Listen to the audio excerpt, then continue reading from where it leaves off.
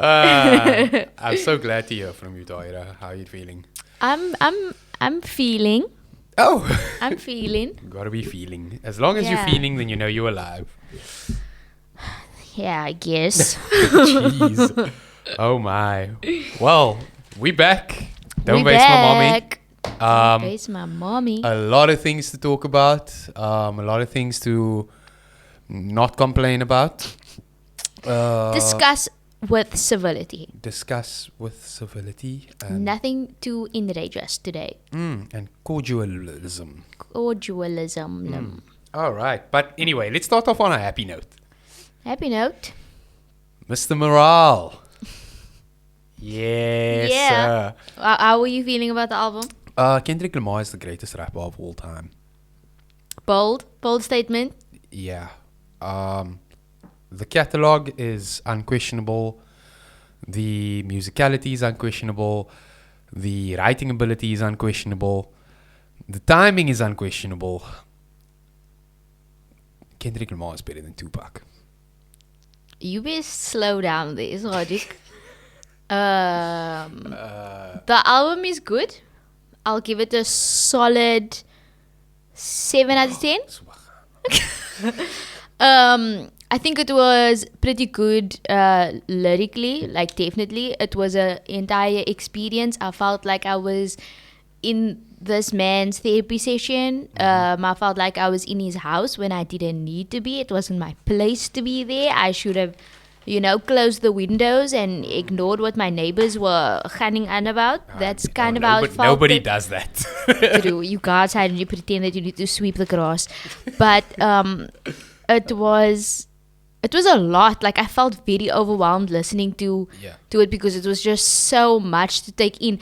I was listening to that. I was like, bruh, you need to just give me like one bar per song. Like I need time to digest the shit that you're saying. You can't just keep going. But replay value. Definitely. Look, What? Seriously? Look, it's been like a few days or 2 days or something, or 1 day. Dropped on Friday and it's now Sunday. Yeah. So even myself, like I know I have not fully digested this album, but what I do know is that I felt something that I haven't felt listening to an album probably for most of this year. Throughout this year. Okay, yeah. And we can actually even like go through some. Do you want to go through some high moments for yourself? Yeah, sure. With my only thing when I talk about replay value, I don't mean that it's not just an album that you can't go back and listen to like multiple times to understand what he's saying, because there's a lot to digest and you really can't just listen to it once and then be like, okay, I understand everything that Kendrick was just trying to relay, because you can't. But when I say replay value, I mean like there's like one or two songs that I'm gonna be adding to a playlist. You mean like pops? Yeah, that's what I'm sorry. No, I'm sorry, guys. That's just what I mean. Like, Yeah. at the end of the day, it's still music. It's not like performance art, you know? No, we're not doing that. We're not doing this. Music is subjective, and Music is subjective. You all have your own opinions, and this music is better than that music. No, we're not doing that. I'm just saying. I'm tired of that. I'm just saying, like, it's not really like this. A lot of the songs are not songs you can just listen to when you're like taking a drive and. I'm gonna blame your mental health for this calmness. what the hell? Okay, sorry. Which of those songs are you adding to a playlist? All of them. Oh my god! What are the names of your playlists then? Oh, I give my playlists like very artsy party names. Oh, of course. The Sadiq is a Fountain. producer and he does music. This is why. The Crown Boys sing along playlist. Which of those songs are like sing along? Oh, okay. They will become sing-alongs, but what have I been saying all day since I got here? Push the like me like who? I've been singing along, but I don't think it's also necessary. This is an EDM. We don't need to say the same thing 6 times to call it a good song or to get it added to our playlist. And I think hip hop, like the quality of the music, it will get added to your playlist eventually, but it's gonna take some time. Once you move on from the song that you're on now to the next thing. Yeah, but I mean, like you have to understand that the the way that people consume music is very different now. You know, you consuming music when you're driving, you're on your way to work, when you busy working, you know, like that's when you listen to music. If you busy cleaning the house, I don't know, but most times you don't want to listen to like like very intense discourse about society and trauma and the trauma that Black Americans face, and like it's a lot. It's a lot to, you know. Sometimes you just want to listen to one dance and drive to the garage to buy a pakkie inches, you know. No, that's not what you want. That's what you think you want. Okay. Look, okay, maybe.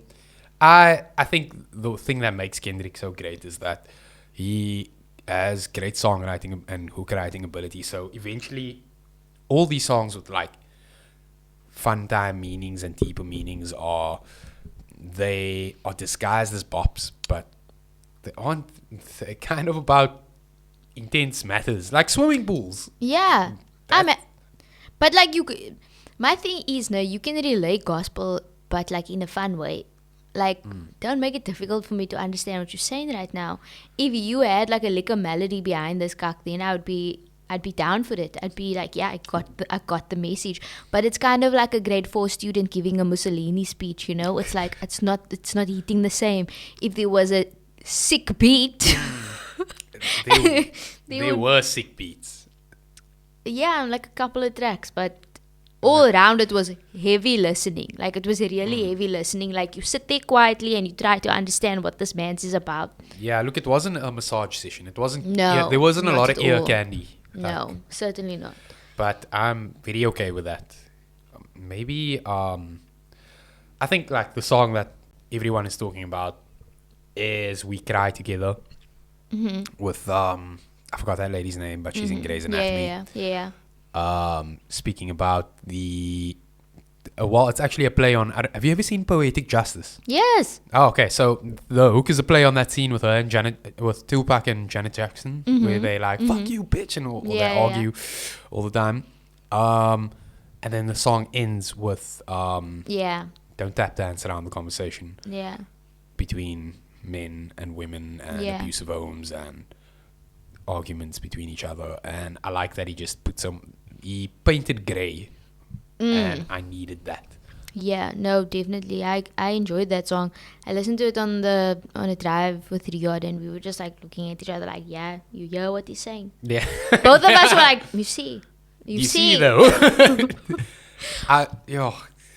I mean, like, that was kind of the theme for me of the whole album, like finding an artist who can paint in grey and make it look so beautiful. Yeah.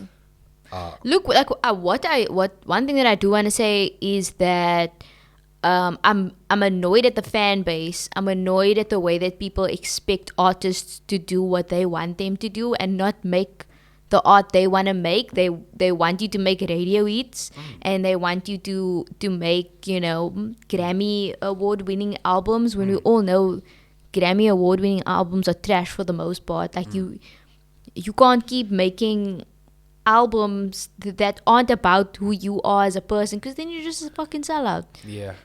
So I was annoyed when so many people's critique of the album was that it wasn't what they wanted. It wasn't To Pimp a Butterfly. It wasn't Good Kid, Mad City. It wasn't Damn. And it's like, well, duh, it's not those things. That's why it's a different album 5 years later. Yeah. Like, what? It's the same. Like every single time an artist decide to do what they want to do, it's like, he's not the same as he was. Well, duh, he's not the same. That's why it's a new album. Yeah. Completely. If you want the same shit every single time, go listen to Drake. Drake is gonna give you the same album every single time. Doesn't matter how old he is. Mans is gonna be 50 talking about how he died as university students. Reliable. Why are we always, not we, you, always, why is Drake such a figure of contempt? He's just a good example of what I'm trying to convey right now. Who does Drake represent to you? Like, what? He represents Drake, and that's enough. Oh my god. But Kendrick really circumvents his fan base expectations. Like after what he did with To Pimp a Butterfly, like moving from Good Kid to Pimp a Butterfly to Yeah. Damn to this. It's always circumventing the fan base's perception. 100%. And I mean, like, he, like, all the things he unpacks, it's like reading a book, and it's Yeah. like listening to someone that's flawed. Like, I think in the first song he says, I watched Baby Keem go buy 4 cars. Yeah. And like he's talking about how family curses and like Yeah. overspending continues in the family cycle. And I was like, damn, like he's not painting himself as the hero Yeah. always. And I can appreciate that from anyone's art. Yeah. I think that was also something that I enjoyed in the album, was that he wasn't sort of like calling everybody out and saying like fuck you for this and for that and criticizing society, and it's like that meme like we live in a society type thing. He was doing that to a certain extent, where he was kind of making comments about cancel culture and identity politics. And I think one of the lines that stood out was when he said what was it? Something about like which group is most relevant, like who's more oppressed type thing. Do you know what I'm talking about? Do you know I which know line? exactly what you're talking about. Yeah. We're actually going to get into that For later sure. on today. But yeah, so I thought that he did tackle that a lot, but he also was really like grappling with his own grappling with his own issues, like that song about his father and the issues that you have even if your dad's around, like Yeah. the terrible ways that can impact you. And I thought it was really, really interesting. Having those daddy issues. I mean, like, I saw a lot of people are critiquing that Kodak Black is included in the album. Obviously, Why? What did Kodak do? So Kodak obviously has a case, an assault case. Oh. Yeah. So Assault against who? a lady. Oh. Guys. And Kodak obviously does some spoken word in between, and there hasn't been any conclusion to the case, really. I know he did time, he was in prison for a bit because of it, but That sucks. yeah, so, but then the duality is also that he's criticizing cancel culture at the same time. But bro, if you beat a woman, like, I'm not gonna cry for you. I'm not Yeah. gonna cry for cancel culture. No, you don't. You cancelled yourself. That's not my business. That's, I don't know. And like the thing is, he even spoke about R. Kelly. Yeah. In the album, like, Yeah. like you still listening to his music, so Yeah. and he said, like, I think about Robert Kelly in times where like if he wasn't molested by his uncle, would he be the person he is? So do we give people, I think we've had this conversation before, but with people who've had like that kind of trauma, do we give them a platform? No. Cool. I mean, everybody's had some kind of trauma. Everybody's been hurt by someone. Some people in worse ways than others. But the hurt that you experience does not justify the hurt you place on other people. In a land where hurt people, fuck calling it culture. He said it, not me. Yeah. So, nah, I don't like that. I've been through trauma. I have mental illness. I don't stab people or kill people or beat people. As much as I may want at times, there are certain things that you just don't do. You don't take your shit out on other people. Seek therapy. Yeah, okay, R. Kelly had a tough time, but that doesn't justify him abusing women. Definitely. Another line that came to me, this is the last line I'm going to bring up, is seen a Christian say the vaccine is the mark of the beast. Then he caught COVID and started praying to Pfizer for relief. Then I caught COVID and started questioning Kyrie. Will I stay organic or like be in pain for 2 weeks, basically? That was the thing. I listened to that so many times and I was like, are you being anti-vax? Are you being pro-vax? What's going on? Ooh, I've got a theory.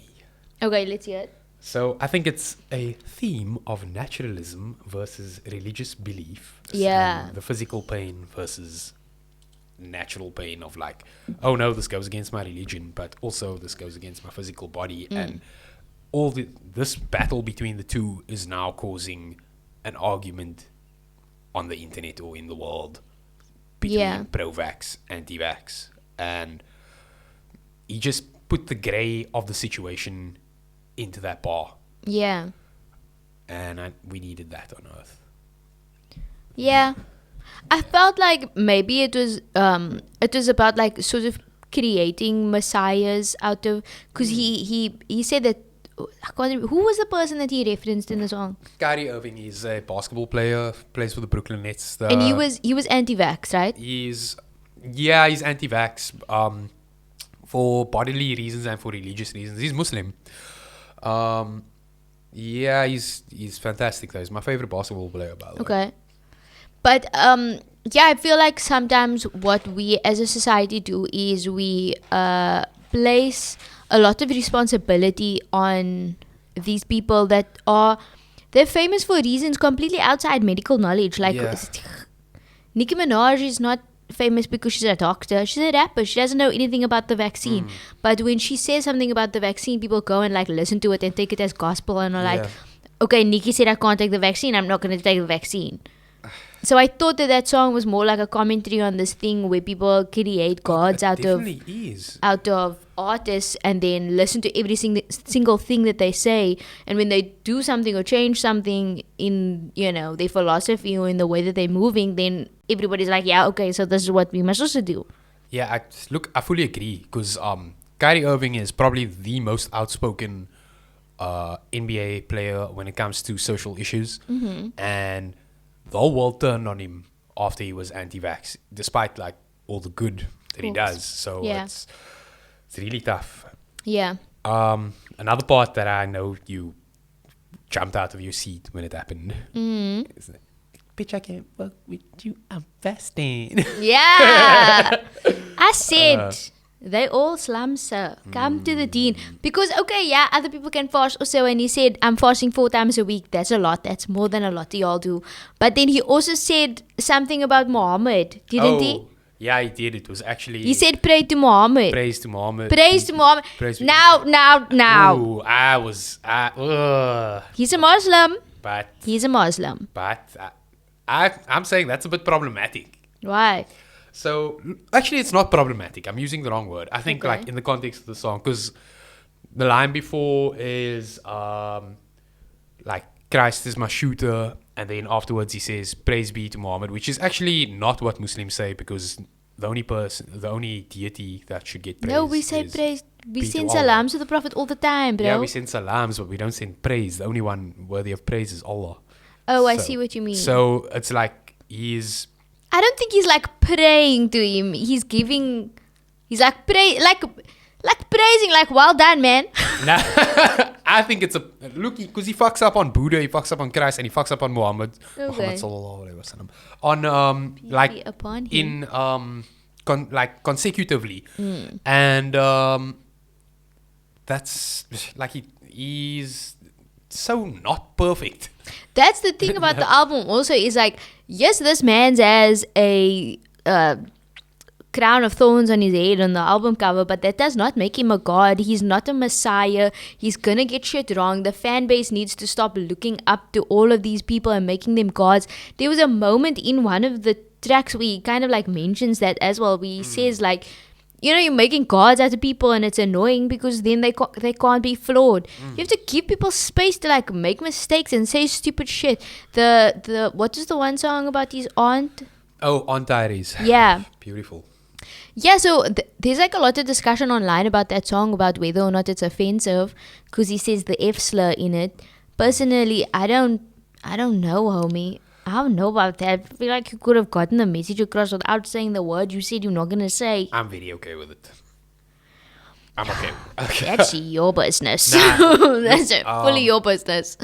I'll speak on it. I think in that case, the art needed that, and he's not speaking to internet people in that song. He's speaking to kids who grow up using that slang all the time, and then the song ends with, okay, you think it's okay with you okay with me using it right now? Are you going to be okay with a white girl saying the N-word? Yeah, but the entire argument that he puts forward in that song, where it's like sit in my shoes and then see it from my perspective, and you have to, like, if you want to understand why someone else is like touchy about something, you have to put yourself into their, like, through their perspective. But that argument can be used the other way around as well. If like fucking Jack Harlow was making a song about like the LGBTQ community and saying like, you know, people get angry with him for saying the N-word, but it's fine because, you know, think about it.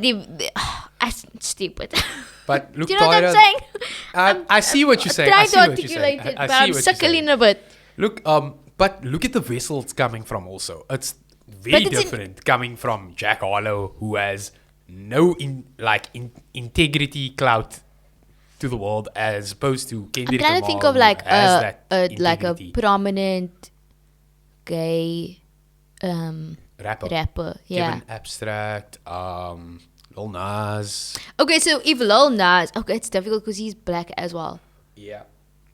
But it's. So who was the voice gonna be actually? What do you mean? Like, who was the person gonna be in hip hop that could give off that message? Look, I think the message in that song was really great. Like, he was humanizing his family members. I think it was his aunt and his cousin, and like explaining that, you know, these were people in his life that were extremely important to him, and he had to watch them being kind of like discriminated against, and the ways that he had to sort of like skirt around it by saying like, my aunt just eats pussy, like stuff like that. The message of the song is like great. He's like calling for acceptance, and he's calling out like the black community for being homophobic and for being transphobic, and he's asking them to be better and to see it from a different perspective. Like that, it's a great message. It's just that like, you know what the culture is today. You know the way that people react to that, and you know that by simply saying that word, you lose the entire you lose half of the crowd. I don't think any great art piece has ever not intentionally tried to lose a crowd. Like, anytime something has changed, it doesn't unite everyone. True. You gotta burn things. Yeah, I would agree with that. You need that shock. Yeah. To like make the noise. Yeah, I do understand what you're saying, that maybe the shock of that word really like drives the message further. Especially with him talking about how the fan that he had brought on stage that said the N-word, a white fan that he brought on stage said the N-word basically. Yeah, it was a big thing at the time. Yeah. And he was like really mad at her. He was like, yo, you can't say that. Like, the fuck are you doing? Yeah. And he was saying, it's the same thing if you say the F slur. Like, it's the same thing. I think the line was like, we can all say the word together as long as black people are okay with white bitches saying the N-word. I mean, I get the message. I truly do. And like, but I don't know. It's also not for me to really give my opinion on. I've never been affected by people using that slur. And I do think that if like a white person was using the K word in a song, I would get opgewend regardless of the message. But it really depends. I don't know how hard that word hits for some people. It could hit really, really hard. And if it does hit really hard, I think as a person who's never been affected by that word, to the way that message was delivered to me, and I can say, like, when I was a child, a teenager, I used to say that word. It was very like... It was casual. It was very like casual, conversation. Like, oh no, that's like, you know what I mean? Like, oh, that's gay. Don't do that. Yeah. And to hear it delivered to me in that way, it's like, it reminded me like of when I was a child and this word was just conversational. And obviously the modern lens is very different. Yeah, that's the other thing about the song, is that I don't think that Kendrick is targeting people that are already quote unquote woke and know not to use this language. The song is clearly directed at people that do use that sort of language in an offensive context still, like at this time, and they need to understand from a different perspective why it's a harmful word to use. And so I get that. The thing is, like, it could be really valuable, and it also could be just really, like, it could be, but for other people. at the same time, it worked, bro. You don't use bleach to wash the floor. Like, you need to... Certain things are meant for certain moves. You make certain chess moves for certain reasons, and that was a great play, I think. It was a great... Like, if that happened in a movie and someone delivered that message to me in a movie, I would not be quarreling about it on the internet. Yeah. If that happened in a play, I would not be quarreling about it. But for some reason, we're okay with quarreling about it when musicians who are artists do these things. That's true. If you think about it, like, in order to relay a message, Tarantino says the N-word like 1,000 times. 1,000 times. 1,000 times in fucking movie. Yeah. And he makes white people do it. Yes. With a hard on as well. But it's to, I suppose it's to get a message across. We'll see, like, how well it's really perceived. The feedback that I've seen online, maybe it's just the algorithms that you know, my algorithms that are kind of fucked up, but like, people have not been taking that specific song kindly, and they shouldn't. It's not like, it's not for them. The art piece isn't for them. If your first knee-jerk reaction is to quarrel, not take time to understand, and that shit's not for you. Yeah, for sure. And I think my personal opinion on using like slurs is that hate speech is hate speech within a context. If you just say, if I'm explaining something to you and I say, if I say the K word to you in a way where I'm explaining something, that's not hate speech. If a white person was saying something to me about, so the words that we don't use anymore is this, and this, I'm not gonna get angry about it.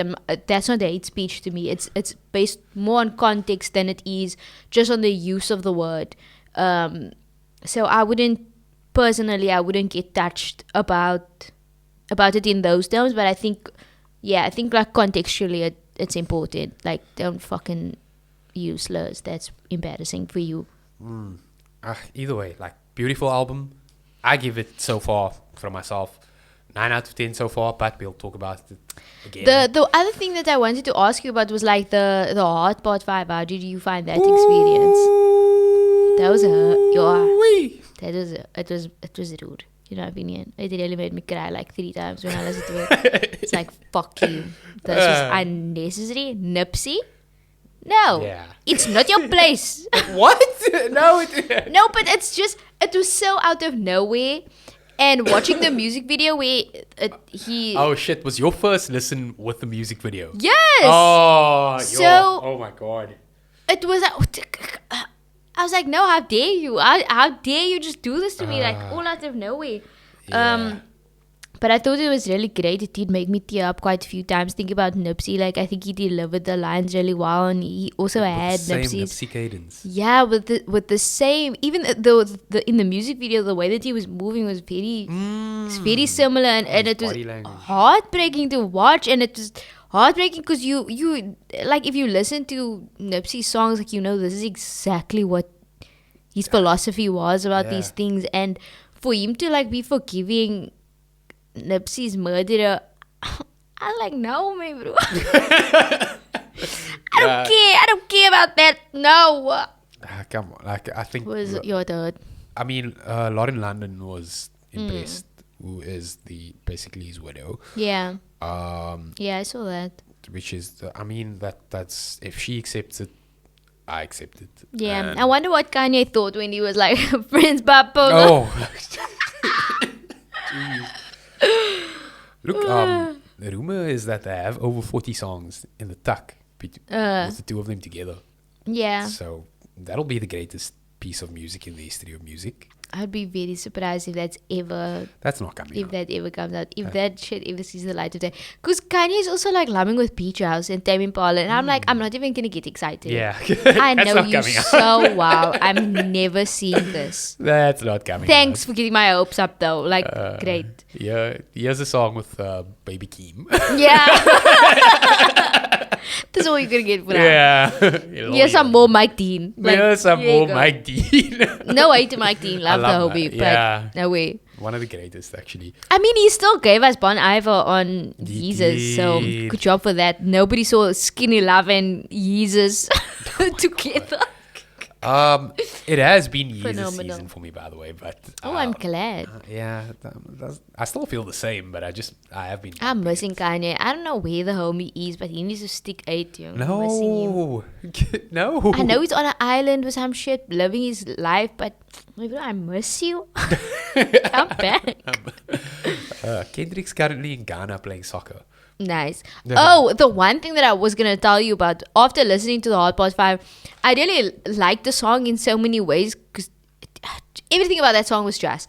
But then it got me thinking, like, I remember when you fucking came to South Africa, you came to Soweto, you lumped in the townships, and then you did this whole documentary where you said, I'm never going to feature on a pop song again. I'm never going to do cheap features. I'm only going to make music for the people. Yeah. What did he do after that, Sadiq?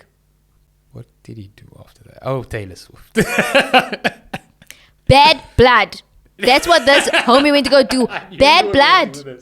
He starred in a music video with Taylor Swift and Lena Dunham. Can we Fuck calling it culture, Kendrick. But it's fine. Did we know back then for what we this. knew about Taylor though? The song was about her beef with Katy Perry.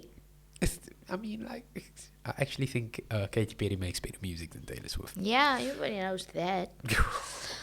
But Someone's gonna yeah, come at you that for was saying that. upsetting to me. It was really upsetting when he did that. And I'd written him off for a minute after that because I was like, you really came to South Africa and you lumped in the townships. And then you went to go be in a music video with Taylor Swift?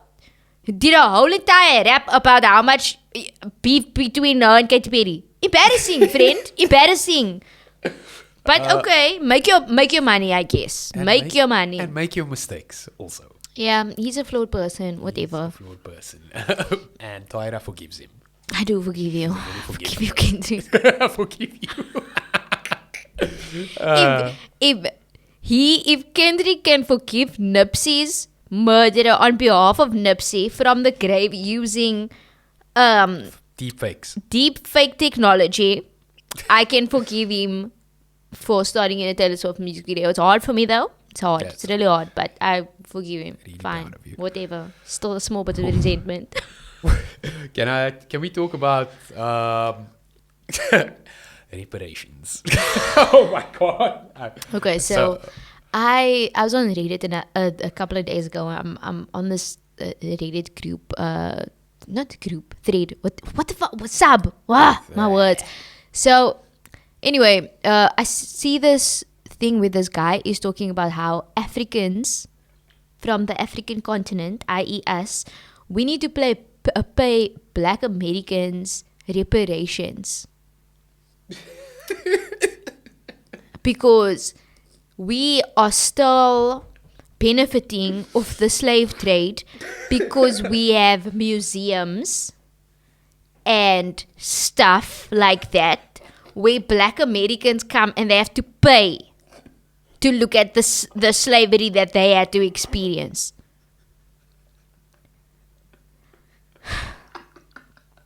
I said, my guy, we don't even got nothing to give you in the first place. But I was like, no, bro, what are you talking about? This is a klomp kak. Like, surely you're talking shit right now, right? And then I went and he had a whole hour-long YouTube video about that. And he wasn't joking or nothing. And I sent Sadiq the video and I said, what the fuck is occurring here? Yeah, you sent me that video. It ruined I'm my about to morning. get jazz. Oh my I'm god. about to get jazz. So what exactly was his point? Like he said, you guys have the museums and you are making money off of the... And look, actually he didn't speak like this. He used UCT language. Yeah. He used upper campus language times 7. Yeah. Yeah. And also, his entire argument was based on the fact that there were certain African countries that contributed to the slave trade by having black slavers, essentially, that sold their people to white colonizers, white slavers, whatever. But the thing is, you either a slave or a slaver. It's not really like a fun time. If you can get out of it somehow, you get out of it. Yeah. Didn't you watch Django? Maar niet te Yo. veel is, bruh. This bro was like really he was saying that you'd never come to Africa because of this, and Don't come. We don't want you, you Yeah. stupid loser. anyone Ugh. with that opinion, No. we don't want you. But this is like my problem with Americans. They constantly think that they are the most oppressed group in the world. I got so mad after watching that video. I was like, maybe do you want a trophy? Do you want the trophy that says that you are the most oppressed fucking person in the world? Do you want that trophy? I'll give it to you, my bro. I'll fucking make it. I'll ship it over to America just for you. You are the most oppressed. Forget that there is not one single country on this entire continent that is a first world country.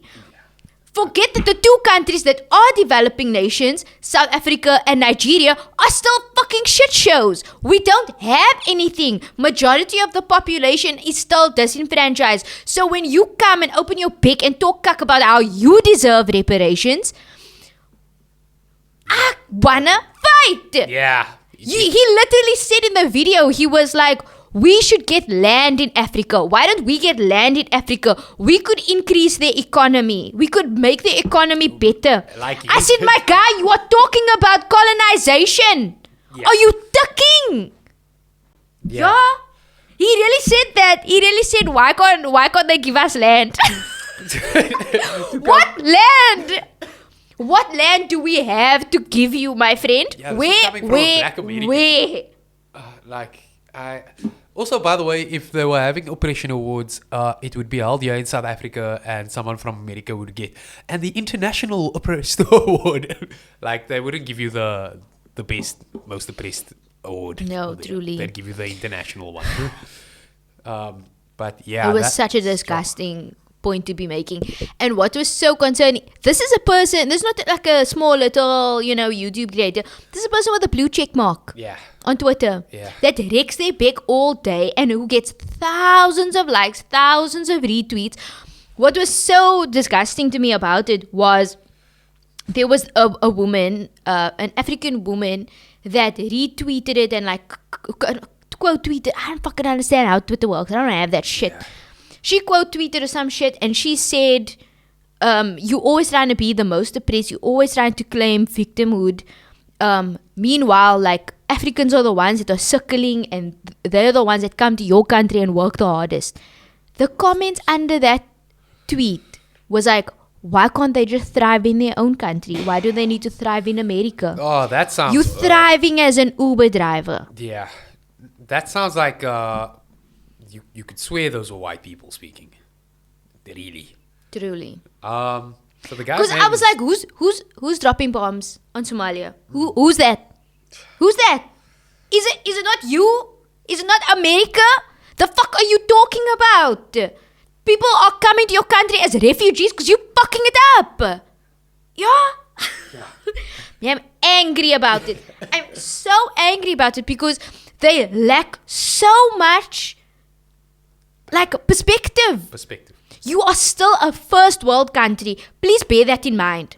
Please bear. You talking some shit while wearing a fucking designer t-shirt, using a DSLR camera to record yourself, sitting talking about, oh, I have Mother's Day plans. We're going here and here and here, so I can't take long to make this video. While you asking people to give you land in Africa? Where do you want? Tell me where you want the land, friend. Tell me where. Yeah. Oh, it made me so mad. Yeah, Tariq Rashid, you need perspective. And Find God. Find God. Find God, my bro. Oh, coming out of Ramadan, speaking. Sus, young. Yeah, that was just high level ignorance and high level. I'm afraid to go to Africa, and it gave me white people who live in Sea Point being afraid to go to the townships vibes. It was racist as well. Yes! It was fucking racist. He did this whole bit about Nigerians.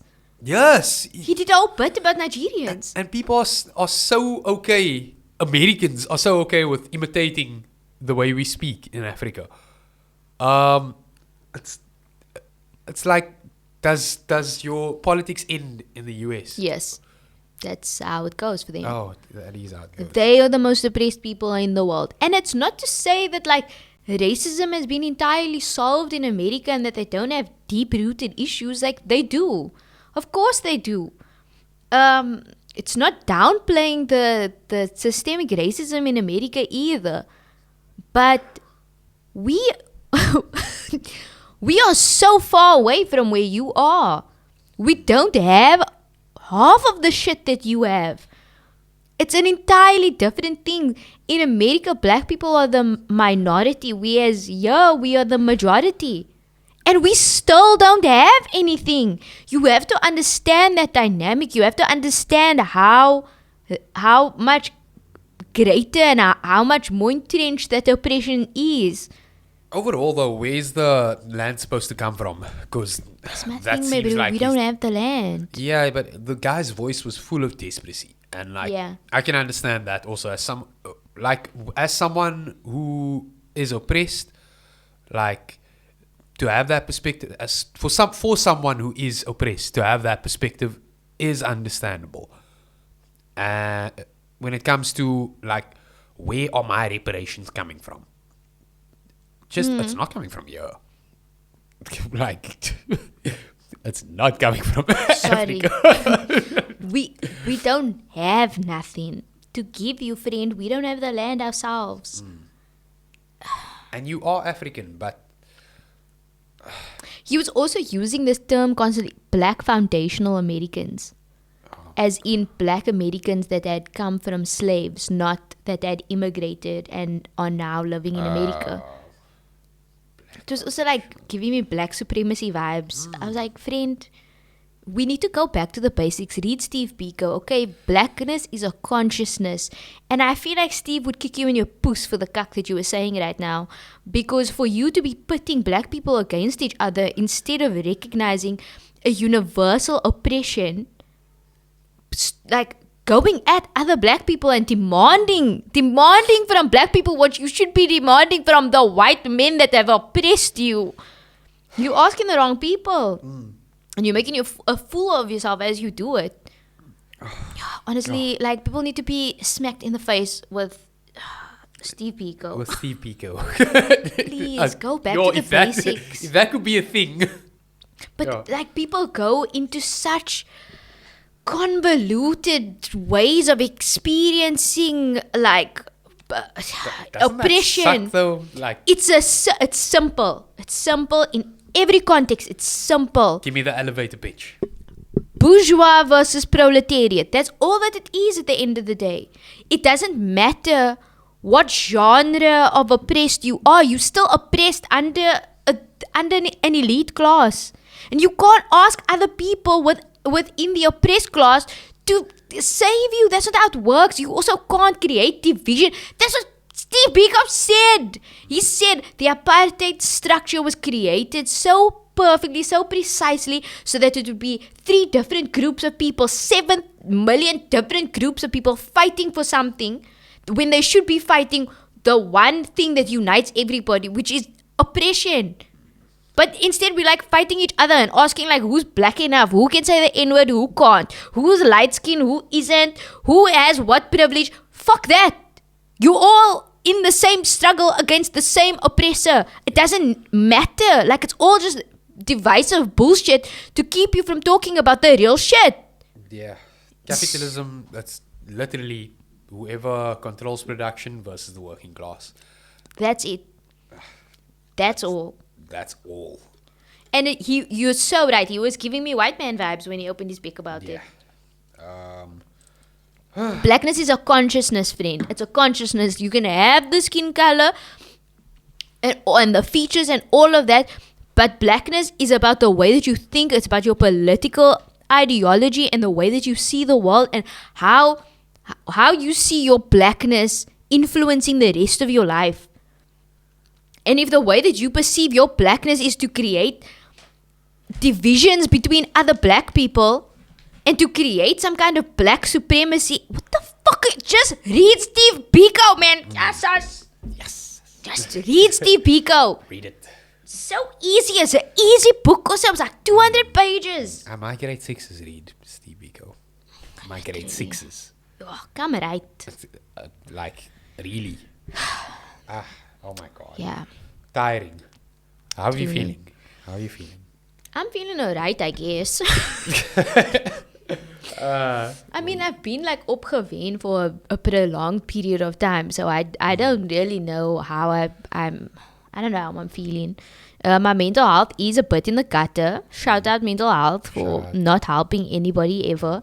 Yeah. Have you I'm- tried yoga? Yes, I do yoga, bruh. I really fucking do, actually.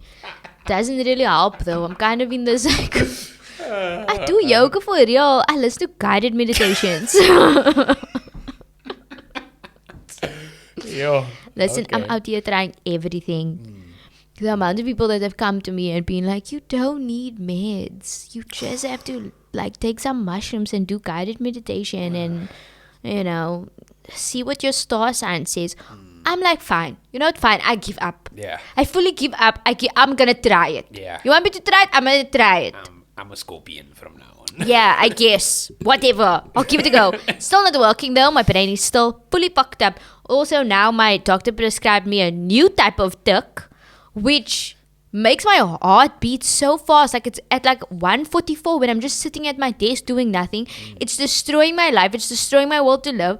Every single time I take this shit, my heart just beats so fast. I get mad. It literally feels like I'm doing tick because I'm biting my jaw off. My eyes are like rolling back because I'm like, it's hectic. And then to come, I literally saw online that the come down is it's the same pain as withdrawal. Look, No! 144 BPM is a beautiful, like, that's the BPM for, that's not my name. That's not my, anyway. Taahirah, are you taking your meds? I am taking my meds. But bro, I'm never not taking my meds. That's the part that's junk about it. Shit will just go wild even when I'm taking my meds. And yeah, like now everything is kind of a little bit confused and blurry. I don't know what it's called. I don't know what this... Okay, are you are in between euphoria and No. what's the other end of? No, it's not even that. It's like everything feels like it was a dream. Like the day before feels like it was a dream, and everything is kind of like intangible and exists in some other kind of ethereal realm. And I'm having trouble sort of like piecing things together and remembering what happened and what didn't. Do you think? Yeah. How are you dealing with it right now? I'm not. I'm not. I find it so exhausting and so difficult. I don't want to like reach out to the people around me and tell them like, listen, I know like a month ago I was telling you I'm, you know, not in a good place, but I'm not in a good place again. Can you please like be there for me? Yeah. It's so taxing, and I know that a lot of the times my brain like makes these scenarios up and it makes me feel like I'm being overbearing and I'm being a burden to people, and I'm not really. I know that the people in my life love me and care for me and whatever, but I can't bring myself to put that on them. Look, you are not alone in having that feeling. I think I've definitely had that feeling before where you feel like you're being annoying. Yeah. And it's kind of where you have to realize your friends are all super assertive and Yeah. they'll tell you like, Yeah. "Bruh, fuck off." Yeah, But I am lucky to have friends like that. so definitely, and that's for anyone like going through it. Just, I know it's also easy to say like speak up, coming from someone who's skipping meds right now. Yeah, I don't want to do my meds anymore. Meds are trash, man. I hate it. I hate it. I hate it. I hate it. Feel I hate you. it. I hate it. But yeah, your people love you. But Yeah. that doesn't make it. That doesn't make focal It's better. it's not even like a doubt in the friends that I have or anything like that. It's just like I struggle to explain what's going on to myself. I struggle to understand what's happening to me, and sometimes I feel like I have to catastrophize things for people to understand how bad it is, because if I just explain it as it is, it doesn't really seem like that much of a problem, you know. sometimes I'll tell somebody something and they're like, oh no, I also feel like that, and it's like, but this is like really unbearable, and like I don't know how to deal with it anymore, and it's really causing me great distress. But glad to hear that you also experience it. Like, No, I'm not experiencing it the same as you. yeah, Definitely and not. Like, I our experiences can't be. There's no way it's the exact same. Like nobody's experience is the exact same. Yeah, that's the other thing. Like you don't experience mental illness like in the same way because you don't have the same perspective and you don't have the same triggers. One of the things I think that actually like triggered the fuck out of me was Amber Heard. Honestly, am I going to continue to watch the trial? Yes, 100%. I don't even know why I'm so obsessed with it. But it's like her... Car crash TV. Yeah, pretty much. So she has not bipolar. She has borderline personality disorder, which is one of my diagnoses as well. Yeah. And watching a trial where the psychiatrist or psychologist, whoever the fuck, was like on the stand basically explaining what borderline personality is and how it, it's basically evidence that she abused Johnny Depp. And obviously the point is that, it was so that they could prove she was abusive. That's what that doctor was about. But hearing all of those things, hearing the explanation of borderline personality disorder, I was sitting there and I was like, but shit, I think like that. I've done that before. I've said that before. I've acted like that before. And now I'm kind of like in this position where I'm just like, Are you beginning to understand her a bit? No, I've sort of like walked myself in circles so much that I'm fucking dizzy and I don't really understand what I'm doing and what I'm saying because I'm thinking like 4 times before I talk to anybody in my life to make sure that like, am I being manipulative when I say this fucking thing right now? Like, am I sure? If I tell someone that I want to see them, I want to hang out, like, am I being manipulative? Am I taking them away from someone else? Am I isolating them by I keep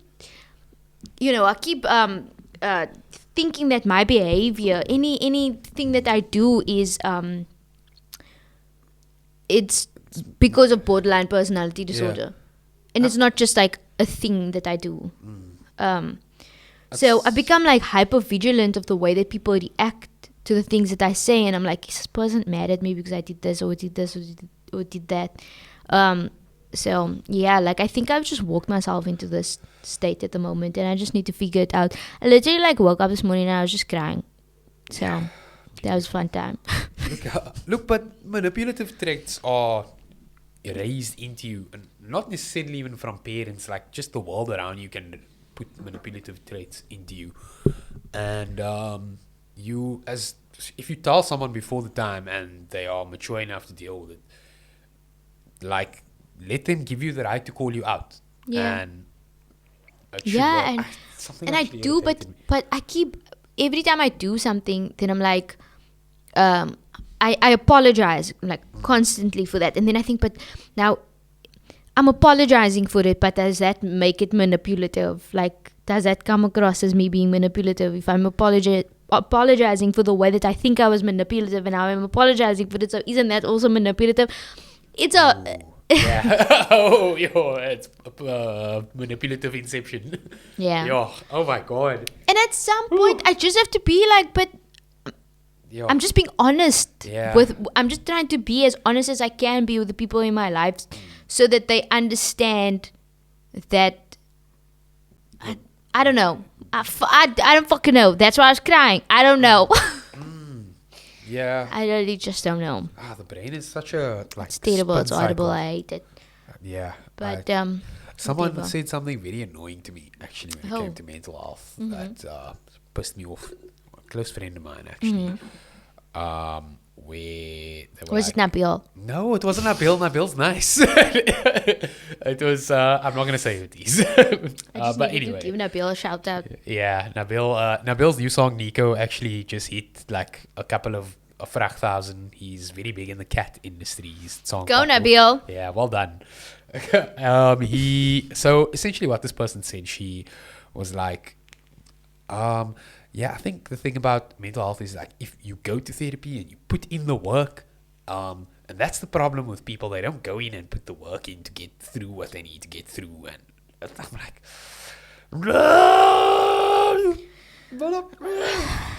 first of all, not everybody has access to fucking therapy. That's the first thing. Yeah. Mental health is not at the top of the agenda when it comes to South African healthcare. We barely have healthcare. We barely have the capacity to give people antiretrovirals and TB medication.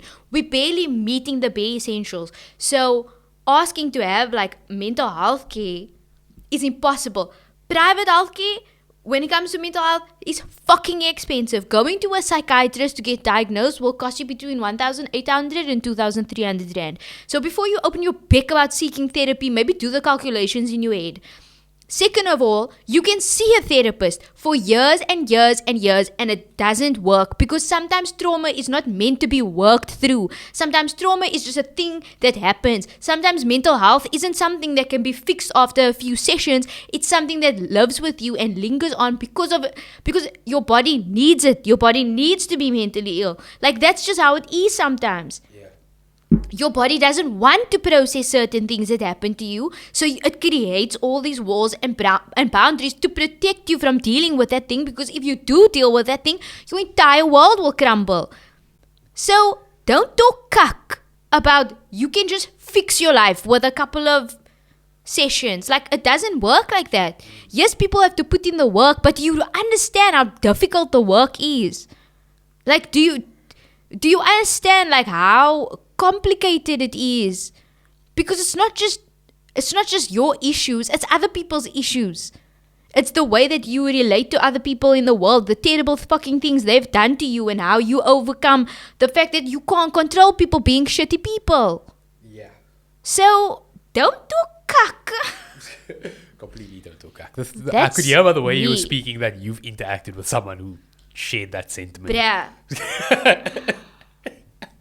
How often do people tell you to like sort your cack out?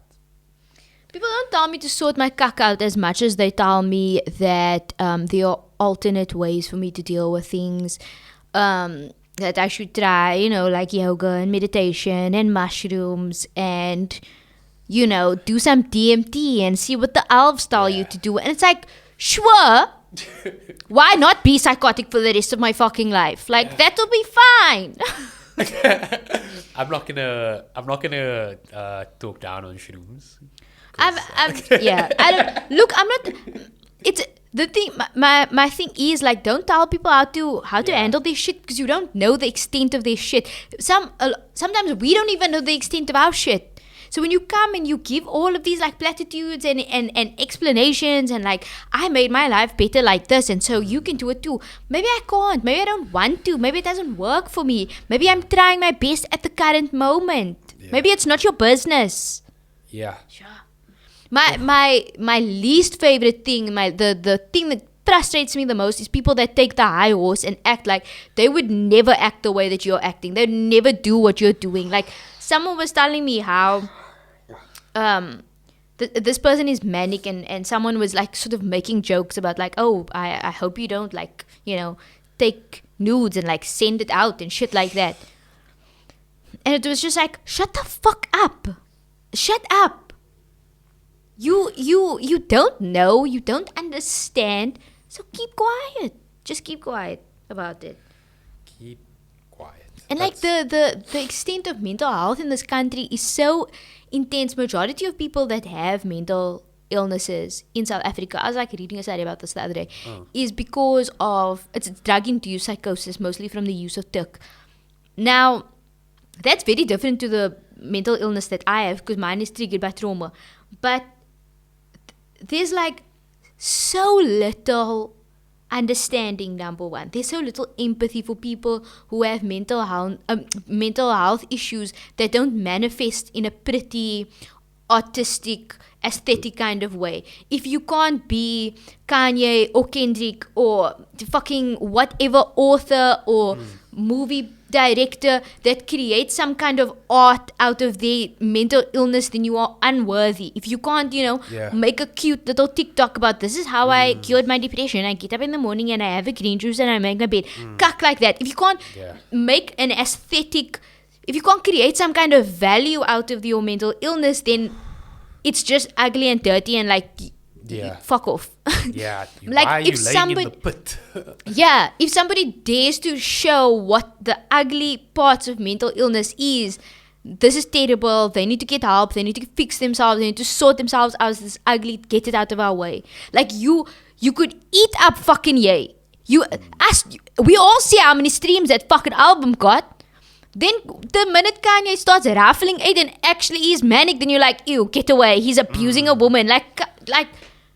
No. Now all of a sudden, like, there's no more empathy.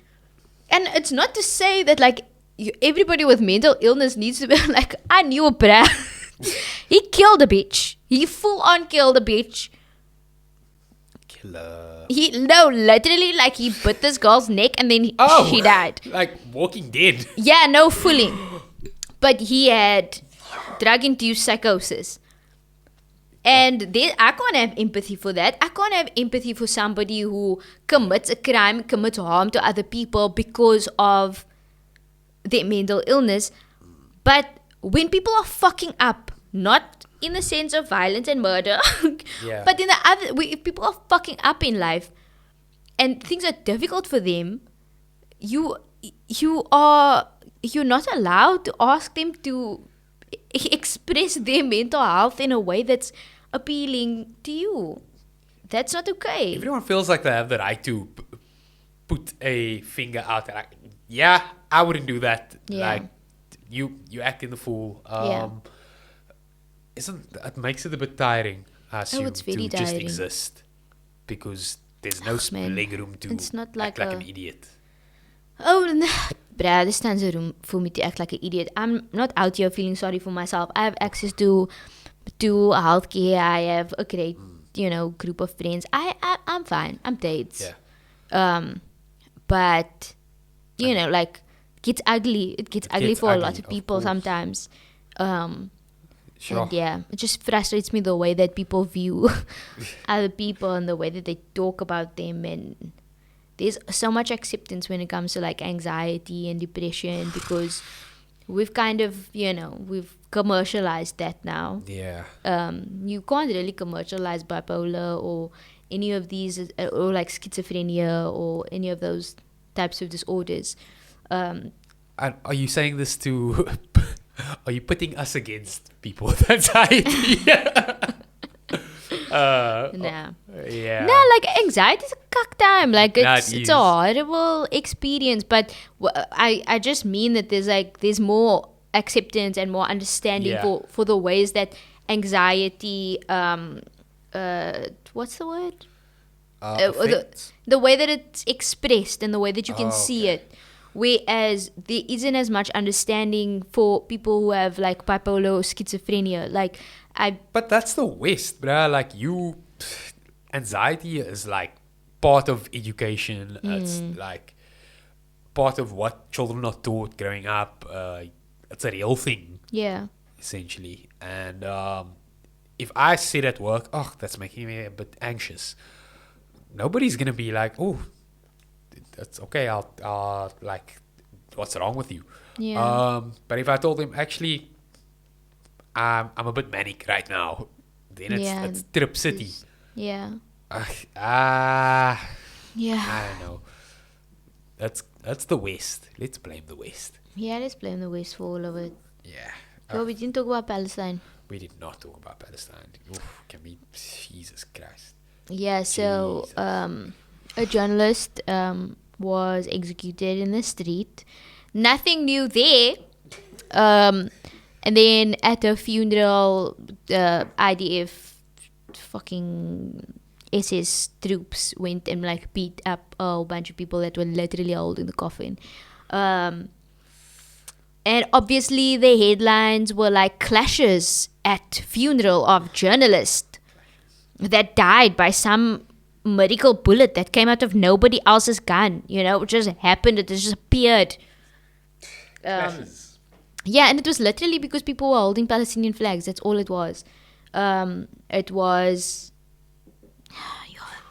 the fact that they are so scared of flags, they're so scared of the smallest expression of resistance, and they know full well that when they make a martyr out of someone, they create a movement and they force people to rise up, and they're so fucking scared of that.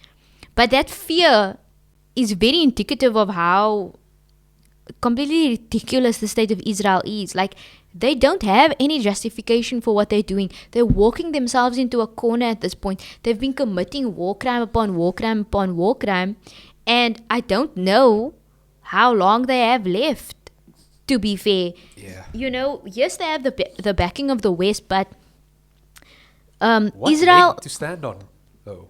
Yeah, that's the thing. Like, Israel, so similarly to South Africa's apartheid, the goals that we had as an apartheid state and the goals of the West, they weren't the same goal, but they were aligned in a certain way. It was both like, okay, we can make a hell of a lot of money if we just have an enslaved population and we force them to work in the mines for R2.50 a day. Like, perfect. This works out great for everybody. But when there was pressure placed on the West, they realized that benefit that they were getting from South Africa wasn't worth it in the long run, because they had so much pressure placed on them from people in their own country being like, this fucked up, you can't be supporting apartheid. And I think if we apply the same pressure now when it comes to Israel, that they'll also, at some point, like, the West will have to pull back and be like, yeah, okay, we can't justify our support of these people anymore. Because similarly, like, the goals that Israel has is not the same as the goals that America has. Yeah. America wants to have a checkpoint in the Middle East, basically, to neutralize any other kind of forces. And Israel is a very strong, guard point in the Middle East. It can neutralize Iran, and they've gone about and neutralized every other country, either by bombing the fuck out of them or by creating these like normalization campaigns. Yeah. So that's what America gets from Israel. That's why they keep sending them fucking billions, so that they can secure their own interests. But if their interests start becoming more and more, what's the word? The more that Israel starts catching on cuck, the more that America can't justify their interests over literal, like, genocide. Okay, so and there has been a small start to it with just like for example, Al Jazeera are like slamming Western media's coverage of the situation with Shireen, and eventually, I can't say the tide will turn, because No, the tide will turn. The tide will turn. I don't trust America enough. No, but it's not going to come from America. America is not going to be the savior of Palestine. Fuck them. They are going to be the people that are called to the fucking to the Hague to answer for your fucking crimes against humanity. Inshallah, I mean, the Mahdi is going to save us. That's my theory. But that means Dajjal needs to stick it first, which is kind of concerning. But listen, I was thinking about this now. How exactly is Dajjal gonna stick it in this day and time? Because, like, is Dajjal gonna... Because, you know, they say, like, Dajjal is gonna be, like, so amazing and, like, nobody's gonna be able to, like, say no to him. And he's gonna be so, like... what's the word? Charismatic. And so is Dajjal gonna be like a YouTuber or a TikToker? Like, how is he gonna spread his message through the world? It has to be through the new media. Dajjal's not gonna like come to every city in the world and speak. He's probably gonna have a TikTok account. Think about how fucking embarrassing that's gonna be. Imagine Dajjal has a TikTok account. That's cuck funny. Like and subscribe. Like and subscribe. Yo, guys, imagine. No, but imagine if that child has a whole entire YouTube channel or like a podcast. That will be cuck funny. Oh my god.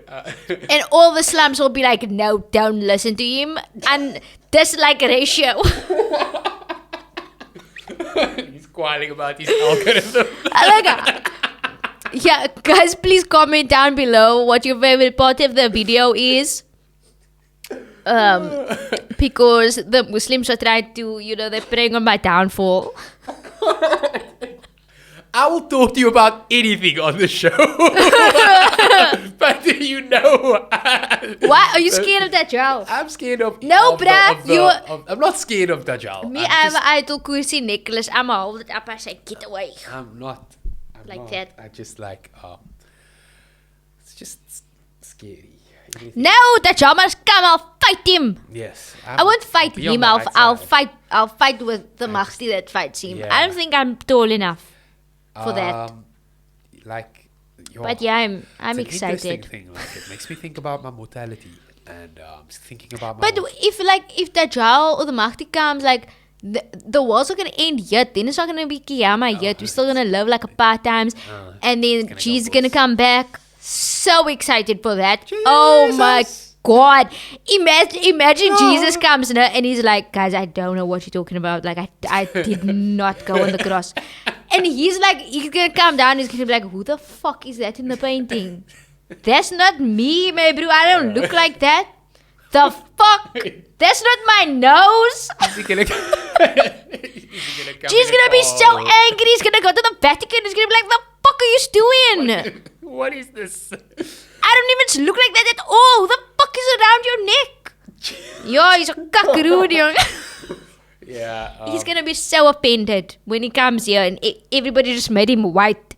You're not even gonna know who Jesus is. Just gonna come back. You're gonna be like, who is this black brown? You get away.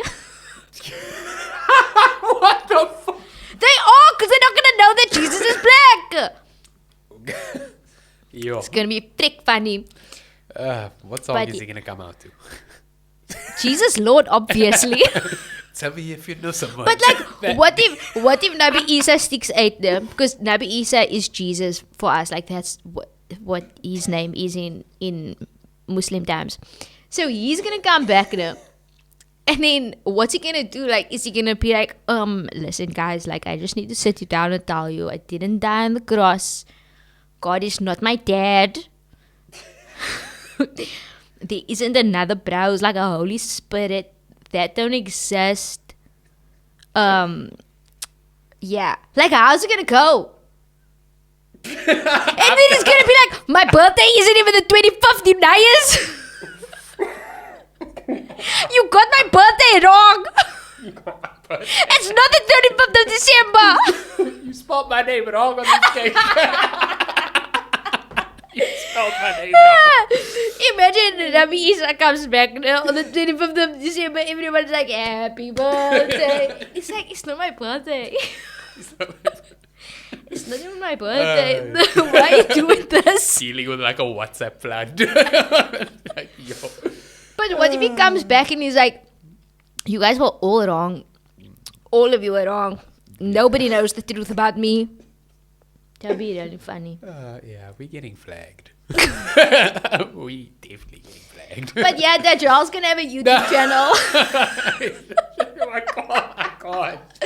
How else is he gonna do it? How else is he gonna have a worldwide audience? Doesn't that make you think, who's Dajjal now? Who could be Dajjal? Yo. Who could? I can't think of anybody that's Dajjal now. Yo, I really can't. But yeah, then after Dajjal comes, the Mahdi's gonna come, and then he's gonna kill Dajjal, and then he's gonna fight. Yeah. I don't want to say the other stuff because it's gonna seem like I'm an extremist when I'm not. It's my religion. Yeah. Also saying certain words like genocide get you super flagged. You just said the word genocide. I keep sort it out. Also, I said genocide earlier. Yeah. Either way, thank you for joining us for another. Don't like and subscribe to Dajjal's YouTube channel. Like our one. What will his name be? Because he obviously won't. You stop. He won't make a YouTube channel where it's like, yo, this is Dajjal. What's up, guys? This is Dajjal. If you enjoy my content, please like and subscribe for more videos. Tell us what you want to see next on the This is Dajjal channel. We're gonna be giving away. What will Dajjal give away? Like, he won't give away iPhones, that's for sure. He might give away iPhones because he has 3 eyes. We're gonna be giving away 3 Drake albums. No. Why We have Drake? Jack Harlow on the channel No. next week. We don't have Jack Harlow. Jack Harlow is not going to be on the channel. Next on the channel, Pete Davidson and Hillary Clinton. Why? Yeah. Maybe Kanye is gonna be like, I fucking knew this was Dajjal. Maybe it's Pete. No, it's not Pete. No, because he has a lot of tattoos, and remember Dajjal is supposed to have a thing that says he's a kafir. Do you think it's going to be a tattoo? Like the... Yeah, like face tats have become his very tail. popular right now, so I wouldn't even be surprised if Dajjal had like a full-blown like face tattoo of him being Dajjal. I mean, like, if he... Maybe he'll go by DJ.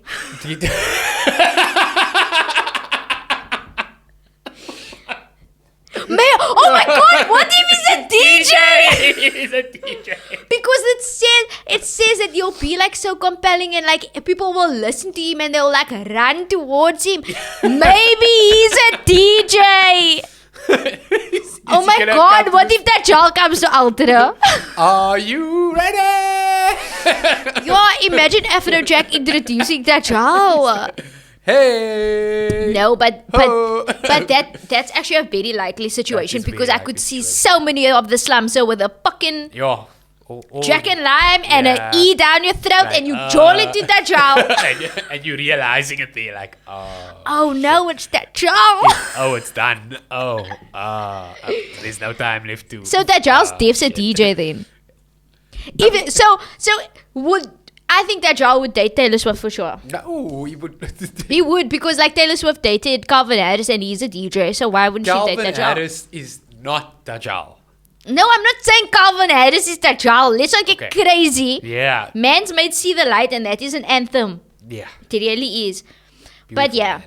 I'm so interested. I'm really scared though. I hope I don't like Dajjal's music. I really hope I don't. What if I really like what if Calvin Harris. Dajjal drops an album and we like discuss it on the podcast? So how do you feel about Dajjal? So what did you think about the Dajjal album? I like his mixtapes more. Yeah, I feel like there were more singles, on the Yeah. album. Yeah, it's not really, yeah. What genre does he make? Yo, I don't know, man. He makes trance.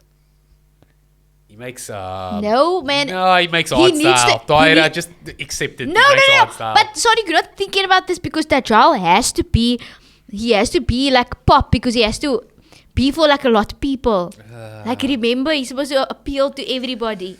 Nobody's gonna be able to say no. That's the whole thing. the good people will say no, and that's why Dajjal's going to be a I have a country really good artist. taste in music, so I won't get caught out by Yeah. Dajjal. No, he's going to be a country music artist. 100%.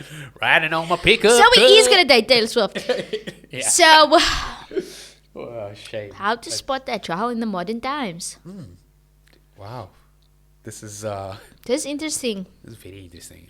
I really hope I don't Let me get caught Google out by how the to- homie. I'm gonna try my absolute best. How to I'm gonna listen to his bars real carefully. If he's talking about I'm here to kill God and I'm gonna take over the world. Dajjal Yeah, Google it. in modern. Yeah, let us know. How do you spot Dajjal? Okay, there are so many YouTube videos about this. No, don't watch a YouTube video. Let's hear it. A huge black cloud of smoke will cover the earth. 3 sinkings of the earth, 4 landslides, 1 in the east. Okay, one of that happened already, by the way. Wow. Yeah. Oh dear. Yeah. Nah, really. One of those happened in. What if Dajjal's Kendrick Lamar? Then what? No. No.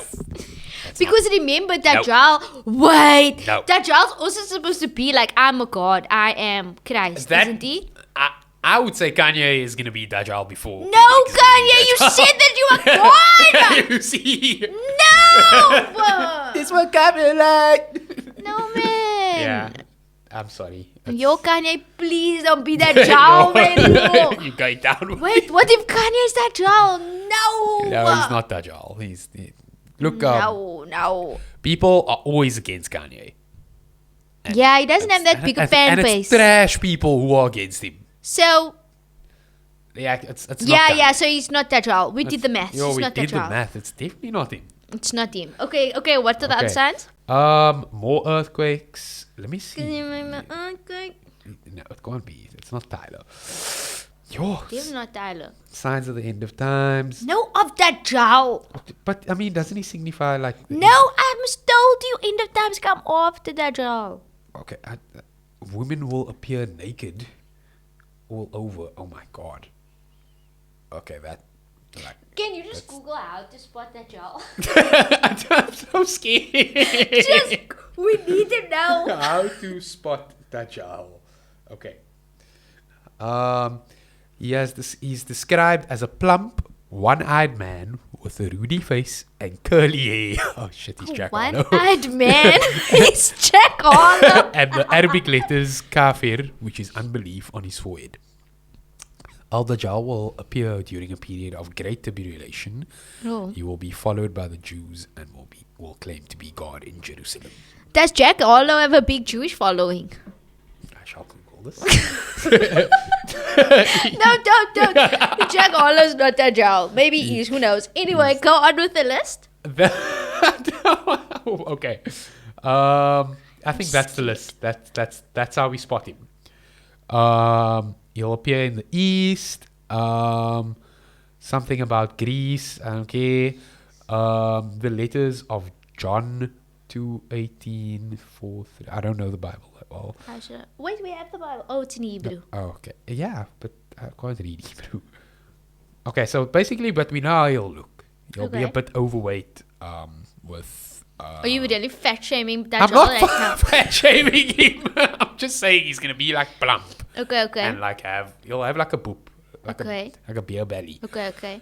And It's Steph's not kind because he was working out in the he is working Mercedes-Benz out. Stadium. We But saw then it's it. definitely not Drake. Maybe it's DJ Khaled. He has DJ in his name. Could be. It's, He's from the east, isn't he? Oh no. Oh shit. Oh no. No, but he's from Palestine. Yeah, nah, it's not him. Nah, it's not him. He doesn't even have mass appeal, so it's fine. He doesn't. DJ Khaled is trash, bro. Trash. All his music is like. Women yeah. will appear naked, you said. Yes, women will appear naked, like just randomly. Like that will be a thing. Let me see. Let me find some more. I don't know, spotty- but I was gonna work. Who is Dajjal's father? Who's that girl? Oh yeah, Oh my god, he has a dad. he has a dad. Yeah. Yo, imagine how cuck your daddy must feel if you that girl. Yo. He's like, yes, I raised a fucking antichrist. That's so unfortunate. Yo. Oh my god, there's a Netflix series about him. Did you know Weird. this? Like, No, not at it's all. called the Messiah. It's Oh, yeah. I watched that. Is it? What Was happened? he that girl? Isn't that what it's about? Oh my god, yeah, it's a good show. You should watch it. It's a good show. You should watch it. What? It was a good show. Okay. Oh no. Means to mix. Wait. I'm gonna get it now. Give me like 12 So seconds. nobody this side can be that job because we're not in the east. Yes. Thank God. Yeah, so he's gonna come from the east. It's all about like it's gonna be so easy to spot him because of his eyes and his curly hair. He's gonna have curly hair. Okay, so does like everybody. Okay. He's gonna have one eye, are you So what I'm sure? gonna do is I will Google plump people with curly hair. No! We should have a comprehensive How can you have list. one eye? What does that mean? He'll have 3 eyes, but 2 of his eyes won't work. So he'll have 1 eye. Plump curly hair. One eye. Say that.